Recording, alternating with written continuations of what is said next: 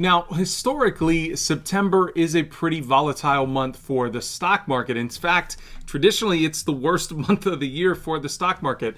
Last year, this time, the major indices were down around 10%. So I want to talk about a lawsuit that just happened today that really didn't have anything to do with September, but a lot of stocks were up drastically today and a few stocks were down because of this lawsuit. So I want to talk about Apple and the Epic lawsuit that just received a ruling today, and it was big news for a lot of stocks. So stick around.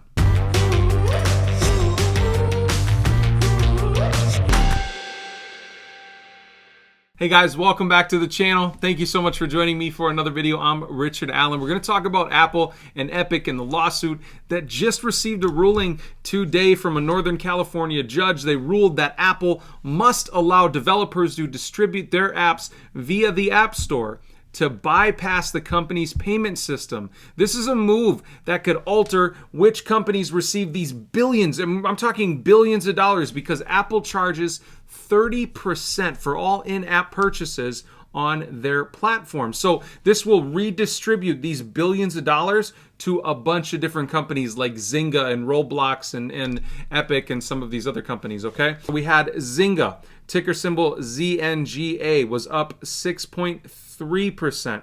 We had PLTK or Playtika Holdings up 6.1%, Roblox up 2%, Activision up 2%, EA or Electronic Arts up 2% as well. So a lot of these companies will benefit, again, in terms of billions of dollars from Apple that they won't have to pay in these 30% commissions potentially. Now, if you guys have a smartphone, I hope. I mean, maybe Grandpa doesn't. Maybe he still uses a flip phone. He can't get apps or whatever. And that's fine, Grandpa. But you need your GPS to find yourself to the grocery store, you know? So get a smartphone.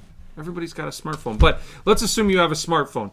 If you do, and you make in-app purchases from Android, Apple, they charge 30% when you make an in-app purchases to the developers. You don't pay that, but the developers do. So if you spend $10 on a game, Apple gets $3 of those $10. So it's a pretty big business for Apple. In fact, 70% of their App Store revenues come from those purchases, okay? So it's a big revenue factor for Apple. Huge revenue factor for Apple. Now, if you think about spending money on your phone, it may create some extra friction for people if they have to think twice, if they can't just hit purchase, right? And it charges their account or their phone or whatever. If they have to enter a credit card or something like that, this may decrease the number of purchases that are made by people, because a lot of people just impulse buy that kind of stuff on these apps. So kind of keep that in mind. So this could kind of backfire a tiny bit for some people that choose to circumvent the App Store. Now, companies like Roblox are saying, look, we're actually going to give this money to our developers. If you aren't familiar with what Roblox is, it's essentially, I don't know, it's a video game that it looks like little Lego characters running around, and you could even make a Roblox game and make money from that Roblox game. When people buy these Robux or whatever they're called on the game, you make money as a developer. Roblox is saying, look, we're going to give this extra money, this extra 30%, back to developers. So that's a cool thing that is happening out of this deal. Now, Epic's lawsuit essentially stated that Apple was a monopoly, and they were using monopolistic tactics to push developers into a corner, and they didn't really have a choice but to pay the 30%. So the judge ruled sort of in favor of Apple when it comes to this monopolistic or antitrust law stuff, but still are going to allow these app developers to circumvent these payment systems. So it's kind of I think it's a win. I think it's a win overall for us, because we're going to have a chance to pay in our own way. We're going to have more freedom in terms of how we want to pay.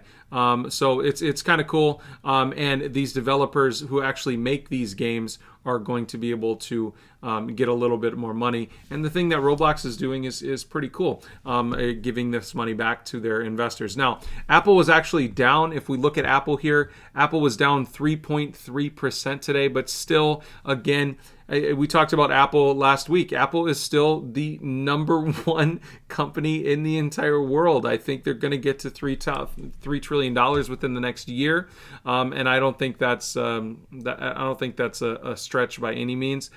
They still come with a moderate buy based on 23 ratings with an average upside of 12%. So Apple's killing it. They're going to be around for a long time. I think overall this isn't going to affect their business a ton.